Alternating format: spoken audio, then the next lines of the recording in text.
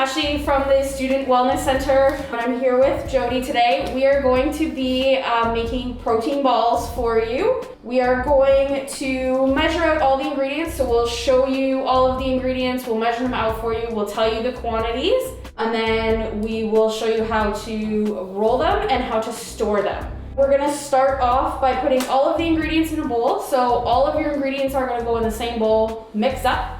First, start by sanitizing our hands or washing our hands if you have soap and water available to you. That's just a good practice to do before any sort of cooking or handling of food of any kind. So we're gonna start, Jodi, with half a cup of protein powder. Half a cup of protein powder, you got it. Half a cup, there we go. And then we're gonna go 2/3 of a cup of shredded coconut. All right, coconut. So the shredded coconut is something that is an optional ingredient. So if you're not a coconut fan, you can leave it out. Okay, coconut's done. All right, and we're gonna add 1 cup of the old-fashioned oats.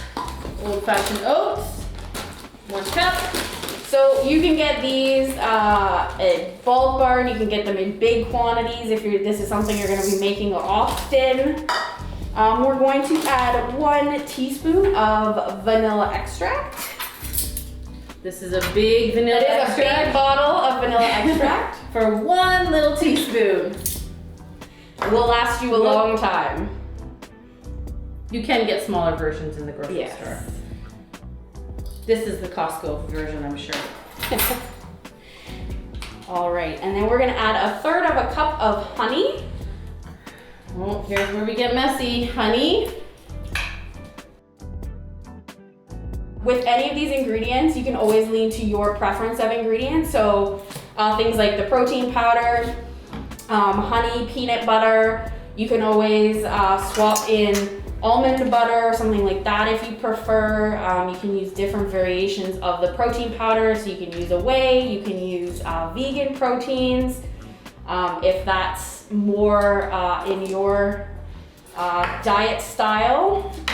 I have a vanilla birthday cake flavored protein for myself.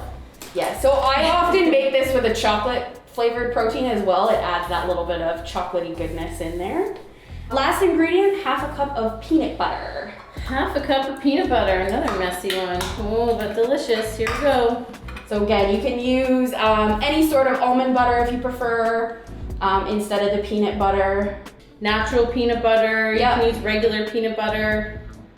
You can get sunflower seed butter and different stuff like that now as well. So if you have nut allergies, you can still make these with some of those alternative options.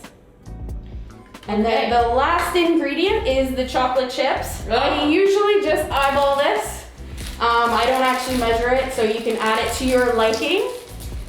With regards to the chocolate chips, you can swap the chocolate chips out you could use nuts, different kinds of nuts. You could use dried fruit if you prefer, or you can just leave it without. You don't necessarily need the add-ins, but there's lots of different options to change it up and vary it up. So once you have all of your ingredients in a bowl, you're going to mix them together. I find when you mix this stuff, it often seems at first like you don't have quite enough liquid in there, but as you mix, it will all combine itself. So the protein bar, or balls, I guess, are just one of like a healthy snack that you can make, but there's also lots of other versions of healthy snacks that you can keep readily on hand in your fridge. So there are things like fruits, fresh fruits, vegetables that you can cut up, celery, carrots you can have. You can even put them in individual little snack-sized baggies and have them set out for the entire week and have a little snack baggie for each day. Fruits involved in that. Any type of trail mix, nuts, and yogurt as well. If you like yogurt, you can have that as well. So you want the mixture to be fairly sticky. I'm actually going to put a little bit more peanut butter in this. Oh, more peanut butter, sure thing. Just to make it a little bit, to make the mixture stick a little better. How much more? Just 2 more tablespoons? Yeah. Maybe? That should be a lot.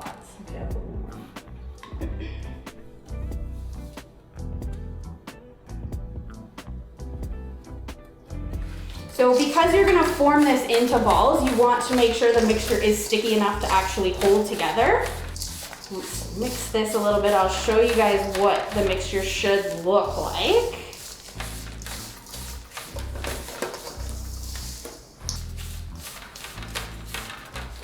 All right, so you can see this mixture is a little bit sticky. It's not too, there's not too much like of the oats or anything kind of loose anymore. It's fairly stuck together now. And then to do the fun part. We're going to rolling balls. Roll it into balls. So my little trick for this is to get your hands a little bit damp first, so with water, because that helps it not stick to your hands quite so much. So just a little bit of water, don't dry your hands, and then you can scoop it out. And you're just gonna form it. You can make the balls whatever size you like. Form them into that style of shape. If you find you start forming them and they're not sticking together, they're not holding together, like I said, you can always add a little bit more of the peanut butter or a little bit more honey. So a little more of those liquid ingredients. Once you've used up all your mixture and you've formed the balls, you want to store them in the fridge. So usually I put them kind of on a cookie sheet and put them in the fridge for a little bit. And then you can always transfer them from the cookie sheet once they're a little more solid to like a container of some kind. And then I always leave them in the fridge just to prevent them from falling apart. You can also freeze them. So if you make big batches, you can freeze them. Portion them out into 2, balls per little snack baggie. Keep them in your fridge, put them in your freezer, and just keep them on hand. It does make quite a bit. Again, you can make them, she's making them, a good size, but you could make them, just a smaller size, and you can have quite a few on hand, and they're easy to make. As you can see, there's lots of ingredients here, so, if you make a trip to the grocery store, it's very economical. You can buy a bag of coconut and chocolate chips and the oats, and this will last you for a very long time. You can probably make multiple batches for a few months and have snacks, so it's an economical way of making your snacks as well.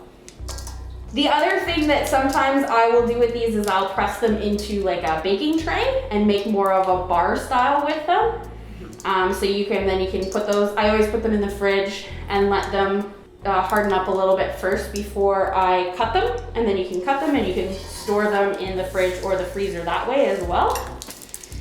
So once you're done, like I said, on the cookie sheet, and then you want to put them in the fridge, even just an hour in the fridge will help them harden up, and then you can transfer them to a container if you don't have the space in your fridge to store the cookie sheet. And yeah, divvy them up, eat them as you please. They're a really easy snack to toss in your backpack if you're going to class, or even if you're out running errands and you're going to be gone over lunchtime. Really easy snack to tide you over until you get back and prevent eating out. Yeah, anything else, Jodi? Yeah, I think that's it. I think we're good to go. There you go. There's your protein balls.